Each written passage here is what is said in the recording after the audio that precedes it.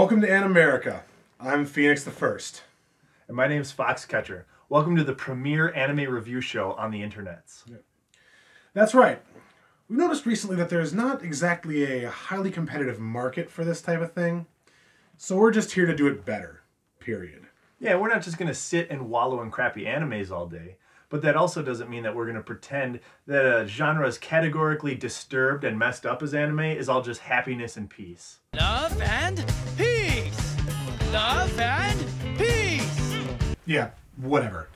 Anyway, let's get down to brass tacks. What are we reviewing this week, Fox? Well, Phoenix, I couldn't really think of anything. Great. So, how are we having a show then? Well, as I was saying, I couldn't really think of anything until I picked up a copy of what appears to be a lesser known but really good anime. Okay, sounds awesome. What's it called? It's called Guyver, the Bioboosted Armor. It's the new face of ultra-violence. And the best thing is, there's a guarantee on every case that what you're seeing is both all new and all different. Alright, sounds good. Let's pop it in and get started.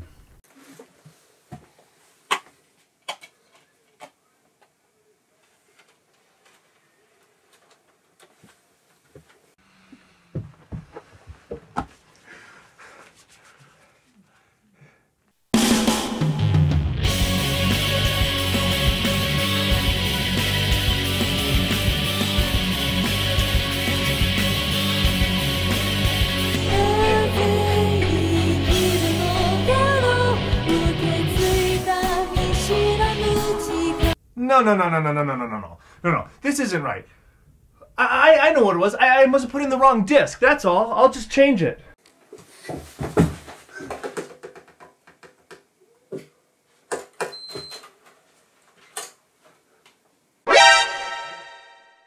What the... Hey, it's okay, Fox. We've only watched a few seconds of it, okay? I mean, it's gotta get much better. Look at Yu Yu Hakusho. The opening of that show sucks and is wildly inappropriate after the first 13 episodes. Shut up! I love Yu Yu Hakusho! Okay. All I'm saying is we should keep watching, right? Come on, put the disc back in.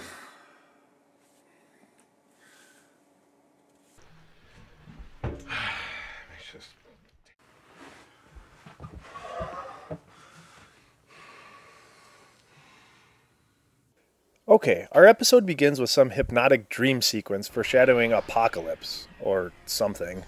But we really don't care, so we're just gonna skip it. The episode actually begins with some cops driving down the road when they come upon a car with a guy inside just trying to take a nap to the sweet lullaby of his car horn. And when they give him too hard of a time pulling open his bag to reveal something, this results in the guy turning into a werewolf and killing both the cops. Hey, you know, this will probably be resolved, and it's not even really that bad. And don't skip any more parts of the show. We need to review it all. Yeah, whatever. Anyway, that's when the real show begins, as we meet our main character, Sho, who really appreciates everything his widower father does for him. Good morning, son. Oh, yeah. Hey, son. I just spent all morning slaving over this hot stove to cook this wonderfully delicious breakfast for you. I even went to a field and picked wild potatoes. I love you so much. Oh. Yeah. This is the character we're supposed to get behind and identify with. It's like he's completely disconnected from his only remaining family member. As you probably guessed, as with virtually every other anime, our main character is in high school, and is really disconnected from the rest of the world. Except for this girl, Mizuki, who apparently isn't interested in him. Come on! It's so obvious he's trying to hook it up with Segawa. Yeah, but Segawa's got the hots from Makishima. You know, the student council president. You know, blatant exposition, haha! Also, wow, the artists behind this show are incredibly lazy. The only thing they could be bothered to animate in this entire establishing shot is some random shape that we're supposed to assume is a mouth. Great work, team. Anyhow, after the werewolf is cornered in the woods by an army of cobra soldiers who the artist simply couldn't be bothered to animate either, he prepares his last resort. And I still have this. Because obviously a single grenade would do wonders against an entire battalion of soldiers. As expected, his plan fails miserably, and after transforming into some skinless monster thing, he detonates the grenade to take out maybe one other guy, who is also transformed into what the show calls a zoonoid. Meanwhile, Sho and his only male friend, Tetsuro, are having an incredibly interesting conversation by a pond. So you got another report for the sci-fi club, huh? Yeah, I've been putting it off because I can't figure out what to write. Natsuki sure was hounding you today. Yeah, as usual. You don't think you could lend me a hand, do you? Yeah, sure. After all, I don't have anything better to do these days. Huh? Oh, come on, Sho. There's got to be something you want to do with yourself. What do I want to do? Hey, high school friend of mine, do you know what you want to do with the rest of your life yet? No, I guess I'm just a failure. My life sucks so much that I'd rather write your science fiction paper than deal with my own reality for even a minute. But their stupid teen angst is interrupted when they hear the grenade explosion and... Whoa!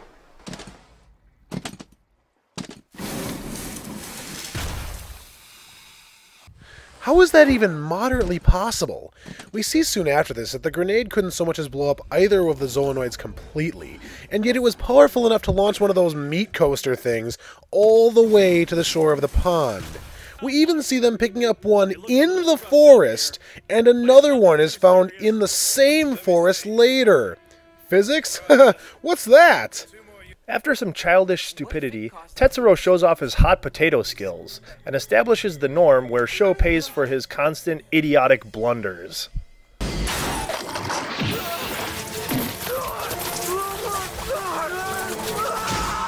Wow! We are halfway through the first episode and we've already got tentacle rape. Thanks, Japan! Come on, Fox. That's not even fair. I mean, it's just bonding with him. I'm the hero, trust me! Fine, it's ridiculous. You win.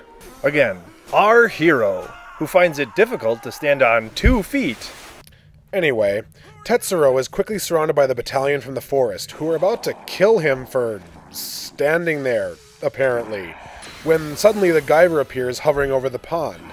The zoonoid, feeling threatened by the sheer manliness of the Guyver armor, immediately challenges him to... a show of strength? No, really. They just stand there, like a poorly scripted all-star wrestling match for several minutes, before the Guyver just gets bored and snaps the zoonoid's elbows into ostrich knees, causing his lips to be animated for the first time in the episode. He then puts the creature into some sort of front headlock move. The animation ceases for several seconds, and then the zoonoid's head completely explodes, causing the entire militia to flee like frightened children. Yeah, I think I'd pretty much do the same thing. It's at this point that Sho apparently comes to. And then... this happens.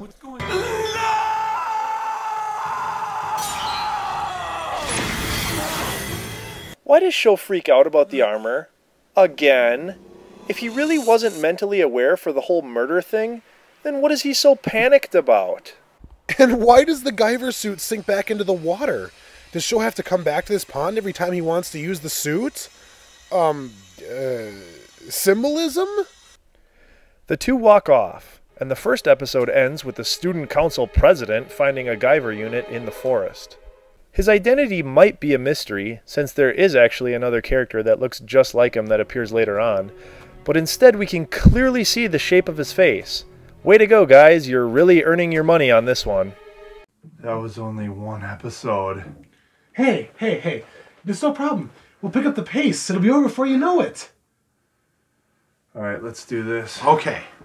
The next episode begins with Sho finding he's got some interesting hickeys from his new body partner, so he decides to stay homesick from school. Tetsuro eventually visits him, making an ass of himself, and then... The two apparently end up at school. Continuity. What's that? Man, I tell you what, Sho, if I ever got a hold of powers like that, I wouldn't let anyone get in my way. Man, you know how great that would be? I swear, this is all just some kind of game to him. He's such a kid. Hey, so what do you think about this life-threatening situation that we're stuck in? I don't know. It's all so cool and new. It's like something right out of the movies. It's crazy. That Fox, he's such an idiot. It's like this is all just a game to him. I'm sitting right here. Jackass. On their way home from school, Sho and Tetsuro are confronted by some rather strange people. Tetsuro Sigawa, right? Yeah? Listen, we need to ask you a few questions about the explosion that occurred at Mount Narisawa. Wow, I think we've underestimated the graveness of this situation. It must be a worldwide threat if the Scots are involved. Seriously, why did they cast Scottish voice actors for these guys? It was a conscious choice by the American studio. And why? It just sounds completely silly. Are we really supposed to believe that they're actually detectives? Well, our heroes do, as they get in the back of their not police cruiser and they head somewhere. Hey, are you guys really police detectives? I don't remember ever saying that now. Aye. Actually, that picture I showed you earlier was my registered kidnapper's ID. It doesn't take long before the conversation goes south. Things get silly real fast.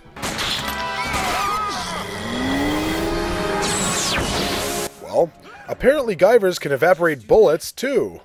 Then the bad guys turn into zoonoids or whatever. Sho hulks out and quickly dispatches all of them. But not before he has to fight the boss! Huh. He played WoW long enough to get pauldrons. That's impressive. Yeah. Apparently his shoulder pods contain laser guns, which would be really awesome. But then this happens. How do you like my high output laser? Why would anyone do that? Imagine if military snipers purposely missed their first shot and then belted out the specs of their weapon through a megaphone. They'd be missiled to death in 1 second flat. Yeah. What's even dumber is that the red zoonoid ends up getting killed because of his own stupidity when Sho rips open his chest to reveal his own laser cannons. I guess we're supposed to assume from the animation that the Guyver told him this, or something, through its brain tendrils or whatever. But the question still stands. Why would anyone assume that he has cannons inside his chest? Hey, maybe I have cannons inside my chest too. No. Fox, no! Why, Fox? Why would you do that? Ouch! Anyway, Sho kills the world's dumbest zoonoid in a single shot, and the student council president, who we're honestly supposed to believe is a high schooler, watches, smirking. The last thing we see is the bad guys looking at the Guyver unit they recovered, which is dented. They said it was damaged. Yes, the external metal casing was scratched during the explosion. Yep, it's pretty much worthless. Might as well just throw it away. And the second episode ends with Inspector Lisker being consumed by the second Guyver unit. Oh man, how much more of this do we have to put up with? Well, there's only a few more episodes left. Good. Well, more than a few, I mean... Screw this, I'm getting the hooch. Our third episode begins with Sho on the brink of insanity, and he eventually screams at Tetsuro, rightfully blaming him for all of his ineptitude. You're being reckless! When we found the unit by the pond, you were the one who... Well, at least somebody had the balls to say it. Too bad it's this barely adolescent wuss. Sho regrets this spur-of-the-moment rage so much that he can't even focus on school. At all. Hey, Fukumachi, you forget your gym clothes, dude? I forgot mine too, so I'm doing it in the nude. This, of course, leads to Tetsuro wandering around town in a gray jumpsuit like a mobster from Jersey, as he knows that the mysterious Kronos Corporation has his identity. Tetsu, is that you? Why aren't you in school? Oh, Mr. Tanaka, I caught a cold. I'm sorry to hear that. You seen a doctor about that cough? Wait, yes, sir, that guy totally bought that. Does that actually work? Hey, Phoenix. I'm feeling really sick, man. I don't think I can finish this review. Wow. Fox, you sound terribly ill. You know, you're right. You should take the rest of the day off. Really? Well, thanks. No, not really! As if this wasn't bad enough, we have a car following Tetsuro and acting very suspiciously, and it turns out to be a woman looking to use the bathroom. Of course. Why wouldn't she just pull alongside him and ask him where the nearest toilet is? Was she just following him, hoping he would just happen to be heading to a bathroom and lead her there? Naturally, the two of them end up back at the pond, reminiscing, where they're easily found by more zoonoids, and Sho tries to lead them away, but Tetsuro decides he wants to fight too! We'll see about that! Come on, Sho! Take that! Feel the fury of my canned corn! Even the zoonoids can't believe it. They look at each other like, really? This is the show we've been drawn in? Naturally, they're easily dispatched, but the fight isn't quite over yet. I'm in a class of my own. What the? Cellulite will bring you to your knees. Sorry, I didn't quite catch that. My body is soft and pliant. It can absorb and diffuse all impact. What is with this dual voice? This is even worse than the last several. Is this guy gargling limes or something? I'm sorry. Let me hack up this gallon of phlegm that I've been sucking on for a day and a half.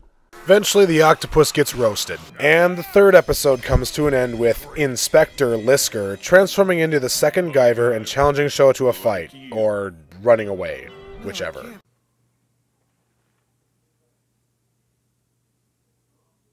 What? Let's keep going. The fourth episode begins with Lisker monologuing about how the Guyver units bond with genetic organisms and enhance their powers, and wow! Why would they zoom in on such terrible CGI? Seriously, it doesn't look good, and it probably didn't when this was made either! Anyway, a lame fight ensues between Lisker and Sho, which involves more running around than actual fighting as Lisker exposits about the Guyver weapons. These blades vibrate at an ultra-high frequency, allowing them to cut through almost anything. Just in case you were wondering. Just as Sho is about to be killed by Lisker, well, this happens.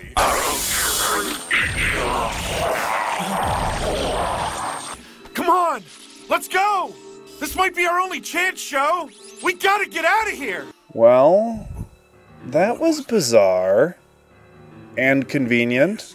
Later, the two try to figure out exactly just what the hell happened, but are interrupted by Mizuki's dinner.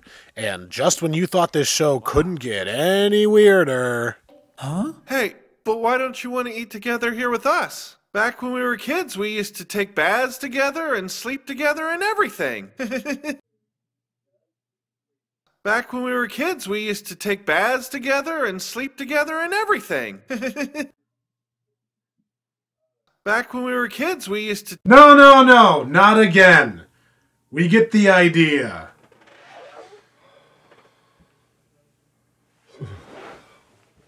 Anyway, the two resume their conversation about how much they're totally gonna die when things take yet another bizarre turn.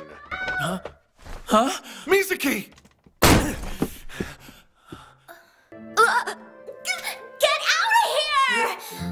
Right. Why would anyone have that many bras? There had to be several thousand. Well, she obviously suffers from spasiomamoritis.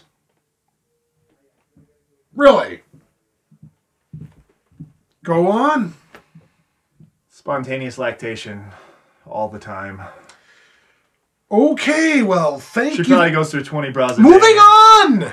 The Japanese branch of the infamous Kronos is in for a surprise when Richard Guillot, the head of Kronos, pays them a very unpleasant visit, berating everything Japanese and turning the Japanese CEO into a zoonoid test subject. He then sends one of his henchmen, a hyperzoonoid, out to crush Sho. Lisker, I'm surprised you'd do something so careless. You know each other? Yes, sir. He and I went through combat training together. Oh. Zerbabuth, I need you to take care of something immediately.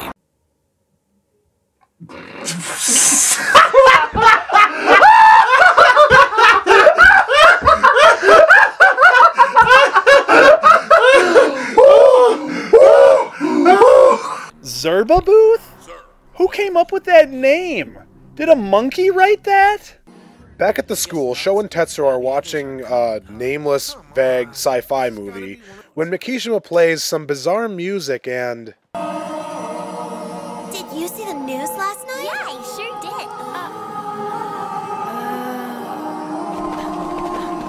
did. Hey, what's that? The friggin' happening occurs! Unfortunately, no one runs himself over with a lawnmower, so let's move on. Eventually, our two people realize that something's off and investigate the school to find no one present but a couple zoonoids.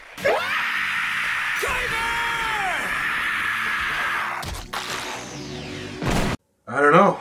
It's like I know it's funny, but after Zerbabuth...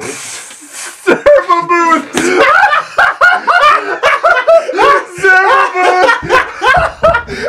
Speaking of weirdos, the hyperzoonoid Zerbabuth shows up and challenges Sho to a fight, which causes damage to the school. Sho appears to have caught old Zerba off guard, but of course he finds a way to blow it. Huh? Sure you want to fire that thing here? Amateur! Hesitation is a sign of weakness! Why would he care? There's no one in the whole school, and the building's already sustained massive damage. Why would that make him hesitate at all? Because otherwise the episode would have ended 5 minutes too early. Hooray for padding! Two hapless police officers happen onto the scene, and since Sho has already been beaten worthless, Zerba proceeds to melt them with his acid. This causes Sho to go Super Saiyan and hit him with a Street Fighter move? This minor injury is, of course, enough to cause Zerba to retreat, but not before ripping off half of all Spider-Man villains by putting the ever-useless Tetsuro, who is literally subbing for Mary Jane Watson at this point, in peril. Mr. Tanaka. Mr. Tanaka. Our first innocent victim. Hey! A toast to our first innocent victim! You know they say the first one is the hardest! Ah! The first of many to come! Yeah! And the fourth episode of Guyver ends rather anticlimactically, with Sho and Tetsuro rushing home to find Mizuki perfectly fine. Really? That's it? I hope we see Zerbabuth again. He's my favorite so far. Well, funny thing you should say that, Fox. The fifth episode begins rather lazily with the same shot from the last episode of a swirling hallway, only without Mikishima. Gyo and Lisker then have a rather strange discussion about their next plan to defeat the Guyver. Anti-Guyver. What a needlessly extravagant title for a zoonoid. Such excessive extravagance! Adding a prefix to an already existing term. How decadently unnecessary. After this completely extemporaneous discussion, we cut to Sho and Tetsuro having a discussion about their predicament, when Sho suddenly has a mood swing. Hold on. Don't get so riled up. Just calm down and listen to what I am calm! Forget about the explosion. What happened to the pool of guts they should have found at the school? This isn't just an oversight. They're trying to cover up the fact that 2 police officers were murdered. Sho! And it's all your fault, you piece of garbage! But I'm on your side! I don't care! I hate you! I hate everyone who does things for me! You just get in my way! And, oh my gosh, just look at Tetsuro in the very next scene. His waist is at the same level as the tabletop. He's enormous! He would dwarf Mikishima drawn like this. Reminded of Mizuki, Sho abruptly takes off running to walk her home from school, and possibly the weirdest scene yet unfolds. But after we're done with this, let me walk you home. Huh? Tetsuro's gonna get worried if we keep him waiting for too long.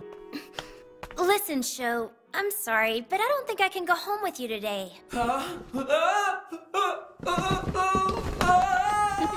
If you don't come home, Tetsuro will get worried. Just tell him I'm busy and I'll be a little late, okay? See ya! But wait a minute! Mizuki! What are you doing? Just hold on a sec. Sho, that hurts! Wait, it's not what you think! Oh yeah, if it's not what I think, then what are you trying to do to me? What's going on here, Segala? What's wrong? Wow. Where to even begin? First, why does Sho suddenly start acting like a jealous stalker? Why is he suddenly so insistent about protecting Mizuki? She is literally in no danger at this point. Second, why does he go stark raving mad and grab her hand so hard that he hurts her when she says she's fine without him? Has he completely lost it? Lastly, what in the holy hot hell is going on with Mikishima in this scene? First, he's drawn as a silhouette with demon eyes, as if he's about to murder Sho. Then, just when it seems like he's the only sensible character in the scene, he flashes Mizuki the most intense rape face yet. What is going on here? We would like to thank the makers of Guyver for so accurately depicting in this brief PSA just how people do not interact. After another padding scene with the two baddies and Mikishima, that seems chronologically out of place given that he was just in school moments ago, we cut to possibly the world's worst burger joint ever, which Sho has frozen in time with some new Guyver power. Seriously, no one else eating in this diner is animated. What the hell? Yet another black-suited piece of cardboard presents himself, and Sho, in turn, runs away. And the guy doesn't move. Seriously. Yeah, I'll wait until they're just too far away to catch. Then I'll jump off this here balcony and faceplant into the pavement. However, the lazy henchmen use their apparent teleportation powers to just appear near Sho and Tetsuro. We're more than just zoonoids. We're completely unlike anything you've ever seen before.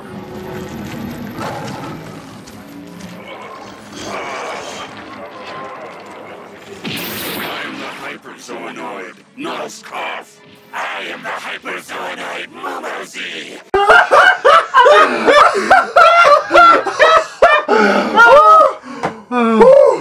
Nozcough?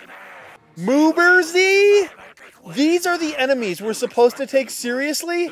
Also, they claim to be like nothing Sho had ever seen before. But they're just more hyperzoonoids. So, in essence, they're exactly what Sho has seen before. Nice writing. The fight begins, and Sho, who has apparently just decided that innocent victims are now collateral, destroys a bridge.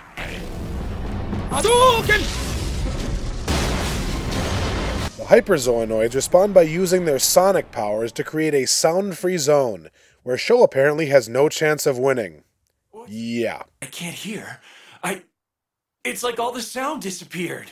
Fighting without sound is like fighting with my eyes closed. No. Fighting with your eyes closed is like being blind.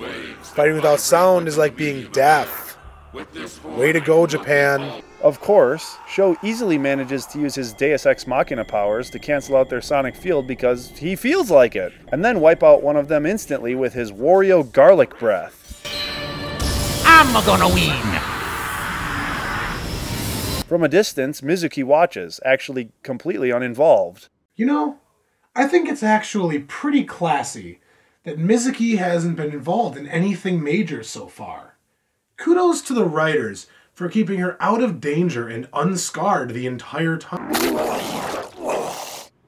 Oh. Oh, wow. Just... wow. I guess never mind. Luckily for Mizuki, the third Guyver appears from nowhere and takes out the hyperzoonoid. I'm Batman. But Batman never kills anyone. Do I look like Batman to you? Well, you just said I'm Batman. Sho and Tetsuro arrive to rescue Mizuki, they see the third Guyver flying away, and the episode comes to an end with Gyo and Lisker talking about him. Alright, we got some momentum going. Let's keep trucking. Don't have to tell me. This is getting easy. You, actually sure you don't want to take like a break or something? Hell no. Let's keep going. Alright. The 6th episode begins with Sho and Tetsuro visiting Mizuki in the hospital, because, apparently, not being injured or hurt at all requires hospitalization. Seriously, there's not even any medical equipment in the room. Naturally, she demands to know what happened and, well, they lie. Oh, you're talking about the film shoot, right? Film shoot? Yeah, they were filming a sci-fi monster show. I guess you didn't notice the cameras and walked right onto the set. We're lucky they let us sit around and watch. Right, Sho? Right. Wow, great cover story, guys. If that were true, it would be the most poorly controlled set in history, since one of their actors apparently kidnapped an onlooker and hospitalized her. Who would actually believe that? As if to distract us from the sheer stupidity of that last scene, the plot again shifts to Kronos, where Mikishima, Gyo, and a scientist walk into a bar. No! Instead, they're just discussing their plans for the former Japanese branch president. This experimental enzyme can bond with a component of the Guyver's outer shell and effectively dissolve its protective layer. However, if it comes in contact with the air, a chemical reaction will occur and it will instantly lose all of its potency. That seems like a bit of a design flaw. What kind of poison loses its potency the moment it's exposed to open air? Why wouldn't they be able to work around that? If you think that's bad, check out Mikishima's reaction to the exploitation of his father as a monster. Not even an ounce of sympathy, huh? Not so much as a flinch as the man you once called your father has given his death sentence? That's right. That's right. I'm stone cold, baby. This might be worthwhile characterization, except that Mikishima eventually becomes one of the show's heroes, and this is never addressed. Yeah, he's a bastard. Sho, deciding to follow suit, pushes Tetsuro away, worrying that he'll be put in danger, and basically makes him feel worthless. Stop acting so tough and listen to me! I'm having enough trouble as it is. The last thing I need at a time like this is you and Mizuki weighing me down. I don't know what else to do but treat my only friend in the world like garbage. What other choice did I have? We then cut to Mizuki still in the hospital, where we see she is apparently in such good condition that she doesn't even have a heart monitor on. Why was she admitted again? Mikishima visits her, and then after acting all caring and such, leaves with another wicked look on his face as if he's manipulating her. Again, this guy becomes a hero. Yeah. Later that night, Sho regrets telling Tetsuro off, despite his obviously noble intentions. What was I thinking? I wish I was dead. But treating my only friend in the world like refuse seemed like such a great idea. Anyhow, this is all meaningless drama, as they immediately make up in what can only be described as the most ambiguously gay scene ever animated. I mean, we're not homophobic or anything, but this scene is just awkward. I tried going back home, but I was too worried. I don't think this is any time for you to be worrying about me. Honestly, when I'm alone, I get so scared I can't stand it. Tetsuro.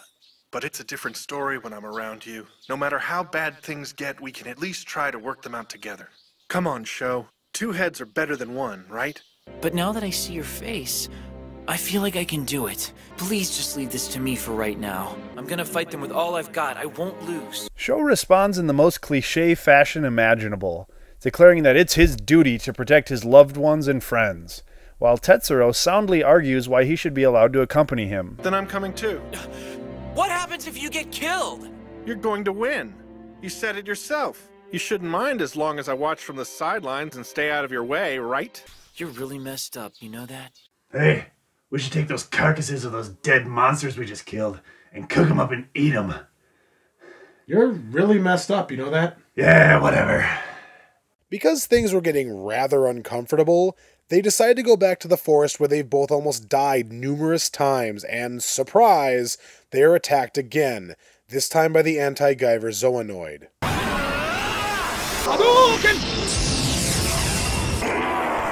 Things start to go very badly for Sho when his armor is melted by the creature's claws and his arm is bitten clean off.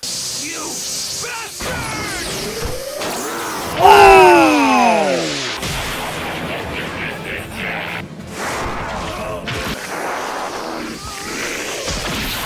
Hey, he still might be able to pull this out. Commander, the Guyver, it's... Enzyme, you've outlived your usefulness. Destruct.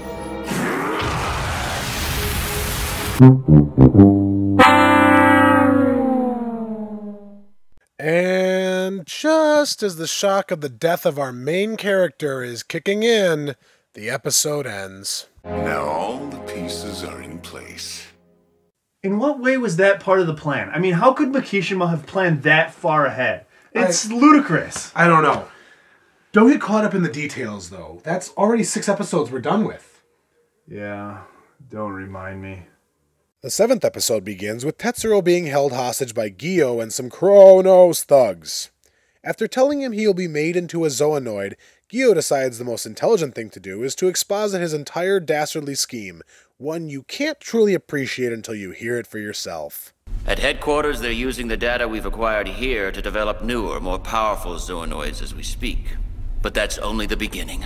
Once we've produced enough zoonoids, we'll secretly deploy them to the ends of the Earth, perfectly disguised as normal humans. Then, after those zoonoids have worked their way into key positions in the world's governments, we will put our plan into action and they will reveal their true forms all at once. In the ensuing chaos, the world's militaries and governments will beg for our mercy. Then the world will be ours. It will be ruled by Kronos. That's right. Really? This is what we're supposed to believe?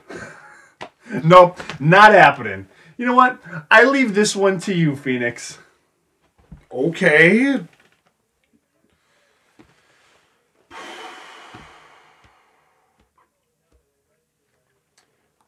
First of all, it's absolutely impossible that even Richard Gyo could guarantee that all of his zoonoid agents could be either elected to public office or selected as cabinet members. There is just absolutely no way to manipulate such a scheme on a worldwide scale. Second, let's play along for just a second and say that it was possible for him to do such a thing. We've already established that most subjects cannot survive the transformation into a hyperzoonoid, which means they would have to be regular zoonoids. If a single grenade can nearly kill one of them, how could the entire military might of the United States and every other nuclear country on the planet not be able to stop his incredibly half-baked idea? So many plot holes. It's like a narrative black hole or something. Tetsuro can't believe how stupid it is either, and tries to bash his head in on the floor of his cell. The only way I can save my friends is if I dig my way out of this prison cell using my head as a shovel.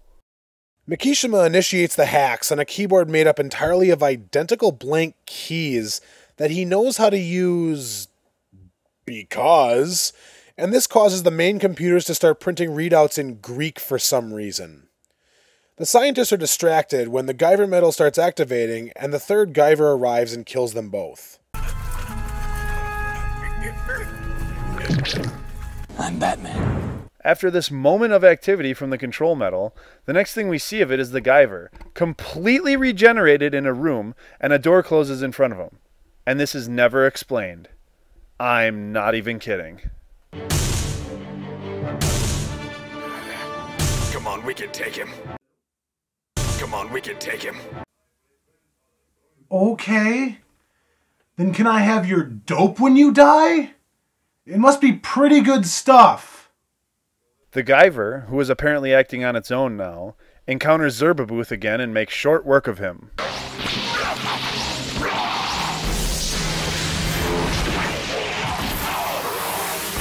Gyo is rightfully disappointed. I can't believe an enhanced hyperzoonoid like Zerbabuth couldn't stop Guyver 1.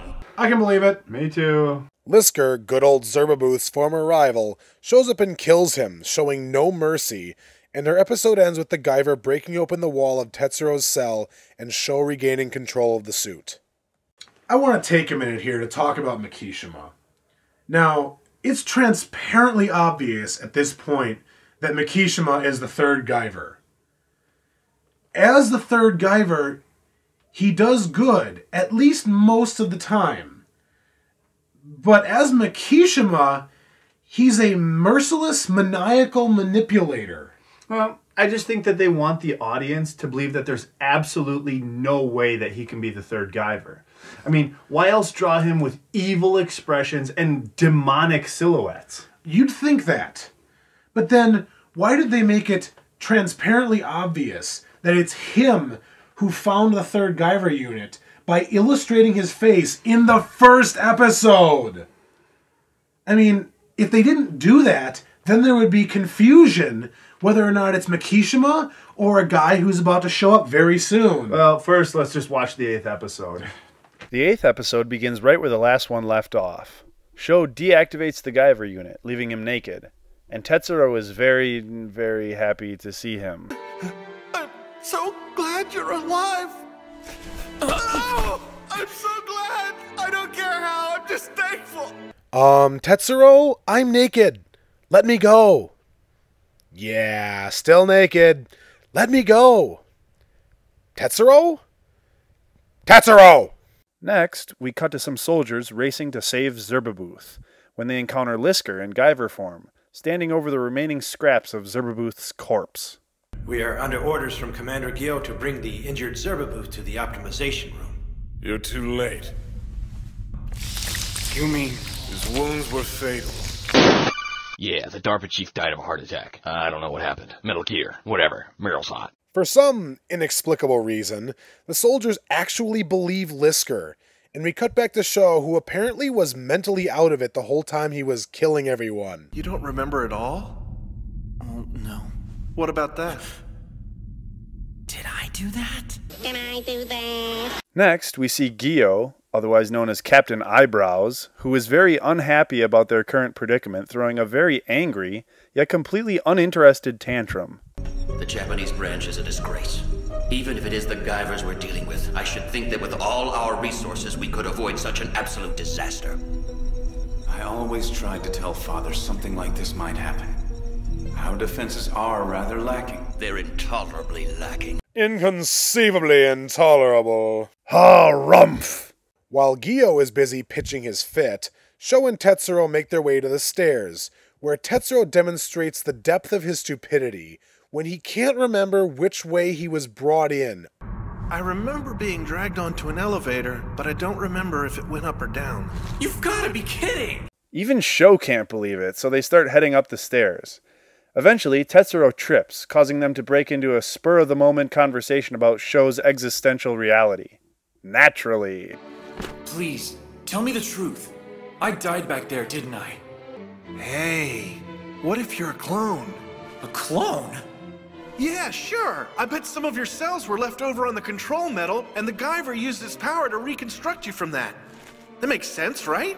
I mean, the Guyver can regenerate pretty fast, so it makes sense if it did the same thing to you. A clone? Well, it's just a guess, really. While Sho's mind is melting, we cut to his father for the first time in several episodes, where we see him with a beer in hand, giving his cell phone a forlorn look, and worrying about his son, the only family he has left. If this scene was meant to make the audience hate Sho, it's too late. After that casual stroll down Depression Boulevard, we cut to the Legion of Doom headquarters, where, seemingly out of sheer boredom, the computer has initiated its self-destruct sequence. Gyo is not pleased. There's a backup. I might be able to restore it. There's no time! Enough! But sir, at this rate, we'll lose the entire Japanese branch. This place is useless to us. Did Japan kill this guy's whole family and all his friends or something? There's most certainly got to be some amount of useful research, and plenty of foot soldiers in that building. Nope. Pointless. Garbage. Worthless. It's Japanese. Inherently of no value. After that pointless scene, we see Sho get tired of the stairs and decides to make a hole and make it wide.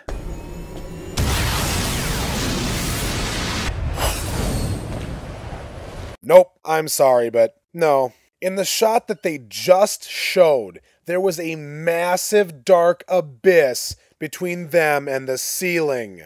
Yeah, if they were going to do that, why didn't they just do that from the beginning? Oh, right. They had to pad out the episode so that the self-destruct sequence could tick down enough to make the episode seem suspenseful. But that's stupid. Yep. Even Jellybean Chin Tetsuro can't believe what just happened. Wait, we're on the roof? Meanwhile, the third Guyver engages the Mustard Guyver and they fight. For now, at least.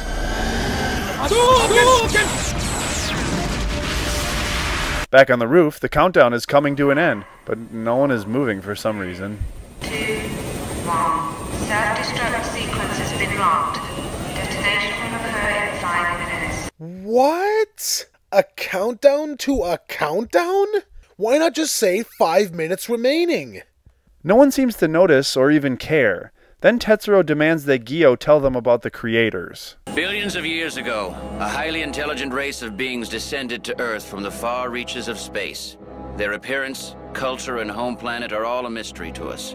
They left very little behind. All we know is that they manipulated life on Earth for billions of years in an attempt to manufacture a very specific type of life form, a tool to serve their needs. They needed a life form that would serve them as a living weapon, something with unparalleled fighting abilities. After much trial and error, what they ultimately created was the human race. However, the experiment was left only half finished. For reasons unknown to us, one day the creators suddenly departed from the planet, never to be seen again. And now, we will finish that experiment using the knowledge uncovered from the ruins the creators left behind. We of Kronos will enable humanity to complete its transformation, its evolution. That's right.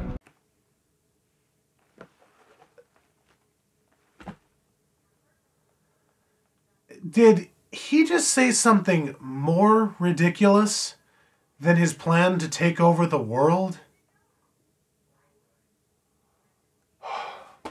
Don't worry. I'll get this one. Why in the world would these brilliant and technologically advanced creators waste billions and billions of years trying to let evolution, an incredibly random and endlessly slow process, bring about the ultimate fighting machine? Why wouldn't they just go and, I don't know, create it? After that mess, Guyver 3 arrives to remind us that there is actually one cool thing in this show. But Gyo has no time for him. Get down.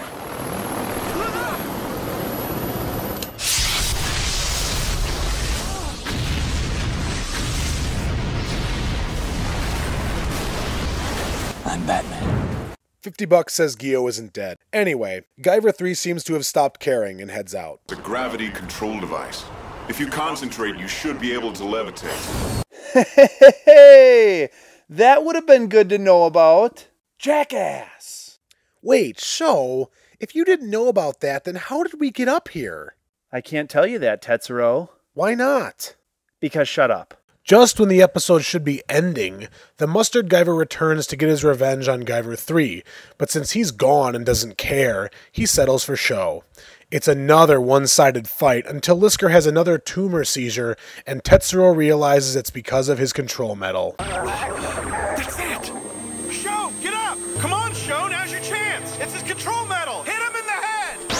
Falcon Punch!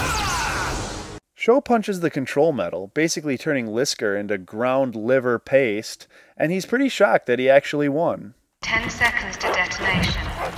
8, 7, Sho, 6, we gotta get out of here! 5. How did they not hear that for several seconds? Hey, Sho, we should probably get out of here. Oh, sorry. You're right. I just can't believe I beat him. I mean, I really beat him. That must make me like king of the Guyvers. But he was already dying, and what about Guyver 3? He's way more badass than you. King of the Guyvers! Mercifully, the episode finally comes to an end with Mizuki watching the building burn, still in her hospital room, and a Makishima wannabe rolling down his window and smirking at the destruction. Whew. I don't know if I can do this anymore. This is so bad. I'm exhausted. Hey, come on. Just one more. We can do this! Here we go! The 9th episode begins with Sho coming home after the night he just had, But he doesn't bother to wake his sleeping father or even eat any of the dinner that he prepared for him. Instead, he continues to debate his internal identity crisis into the next day, wondering how he can ever return to a normal life. When I was laying here last night, I had a funny dream. Huh? About your mother. She was right there in the kitchen, washing all the dishes. Of course, I was sitting here reading the newspaper, and you were just a precocious little 3-year-old careening down the hallway. Then you slide into your mom and grab onto her leg. She just smiles and says, "Sweetie, why don't you go and play with your father for a little while?" So you tear over to me just as fast as you can and hop into my lap. Then, while I was sitting here stroking your little head, I thought, wait, my son's already in high school, isn't he? Then I woke up and the kitchen was empty again. I said, just a dream, huh? But I felt this warmth, like your mother's scent was still lingering in the air. I could almost touch it. Oh, yeah. Since Sho is pretty much already in an emotional straitjacket, he and Tetsuro decide to visit the memorial for the 2 cops that were melted and dried into the pavement several episodes earlier. And Tetsuro again says the dumbest thing imaginable. That's not so bad. I mean, Kronos headquarters was wiped out and all, right? How in the world can that be a good thing? Let's discount for a second all the people in the building who were already being turned into zoonoids, because they were bound for death anyway. But what about all the soldiers, all the scientists, and any other prisoners that they might have been keeping there? That's a massive death toll. In what way can that make up for the deaths of 2 completely unrelated people? Because everyone knows the best remedy for a couple innocent deaths weighing on your conscience is genocide. Our asinine heroes, everyone. After this unexpected detour into morbid thought, the 2 head to the hospital to pick up Mizuki. How are you? Hey, Makishima. So you came to visit too, huh? Yeah, that's right. I've been her shoulder to cry on, her ear in time of need, and her caring, loving friend. I'm a boss. But I'm the Guyver. I've been... Oh yeah? Well, so have I, douchebag. Then, once again, after we actually start to maybe like Makishima even a little bit, he leaves with an evil grin on his face as if he's not authentic and is actually manipulating poor impressionable Mizuki. What is going on with this guy? On the way home, Mizuki is acting really pissy, so Tetsuro calls her on it. You've been acting like Sho and I did something wrong since we came to the hospital. We were just worried. Worried, huh? If you 2 really cared about how I felt, you'd stop playing games and tell me what's going on. Yeah, you're right. We don't care. Never mind. Mizuki is in a much better mood when they get home, but then remembers something she forgot to do during her vacation at the hospital. Now then, there's probably a whole mountain of laundry waiting for me back at the house, huh? Yeah, it's a mountain of your bras. Sorry, Lady Leaking Jugs. Next, we cut to a short scene where, surprise, surprise, Gyo shows up at Makishima's house alive and well. Nothing of importance happens, so we'll just skip it. Just when everything seems to be back to normal. Yeah. It's raping time. The guy transforms and pursues Sho, who doesn't want to transform into the Guyver in public, but then he kinda stops for no reason, and then... well... Help! Someone help! My baby is in there! Somebody please help me!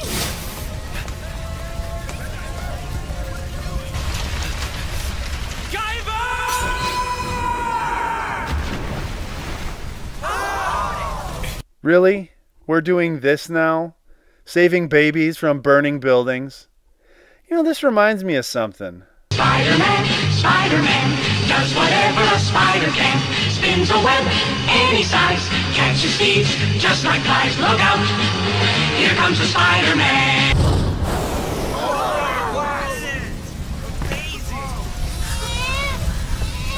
Kira.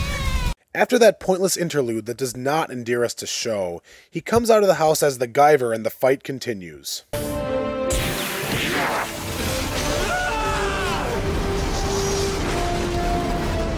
Being totally jealous of everyone else, our resident Makishima wannabe steps in and shoots the hyperzoonoid with a massive pistol that's way too big to actually shoot, disabling him long enough for Sho to breathe on him. ending the fight. And the 9th episode ends with Sho turning around to see Mizuki, who has teleported there apparently, realizing that she has witnessed him transform out of his armor and now knows he is the Guyver. Well, I actually had fun with this. I mean, it's got really glaring flaws and it's terrible, but it's the kind of bad you can laugh at. Any thoughts, Fox? Fox? Foxcatcher! Hey, we're not done here! Well, he's gone. Well, I guess that's it then. Join us next week for more Guyver. I'll let him have some time to cool off. I'm Phoenix the First, and this is... Oh my God!